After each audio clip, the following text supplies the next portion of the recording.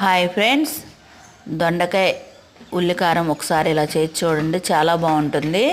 మనం దొండకాయ ఫ్రై చేసుకున్నప్పుడు పప్పుచారు, చింతపండు చారు వెయ్యోటి పెట్టుకుంటాము కదా, వాటితో పని లేకుండా ఉట్టి ఈ దొండకాయ ఉల్లికారంతోనే తినేయచ్చు. ముందుగా దొండకాయ వేయించేటప్పుడు ఎలా పోపు పెడతామో అలా పెట్టేసుకోండి. వేరుశనగ గుళ్ళు కూడా వేసుకోండి ఫ్రెండ్స్. వేరుశనగ గుళ్ళు కూడా వేసుకుంటే మంచి టేస్టీగా వస్తుంది. దొండకాయలేమో 3 అంతులు ఫ్రై అయిపోవాలి ఫ్రెండ్స్. దొండకాయలు వేసిన తర్వాత మూత పెట్టి మగ్గించుకోండి.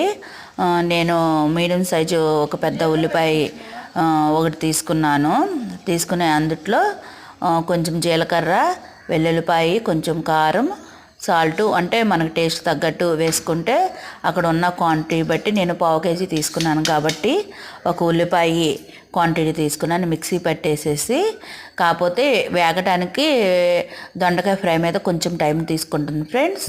ఇలా ఒకసారి ట్రై చేసి చూడండి. దొండకాయ ఉల్లికారం ఎలా ఉందో చెప్పండి ఫ్రెండ్స్. లైక్ చేయండి, షేర్ చేయండి, సబ్స్క్రైబ్ చేయండి.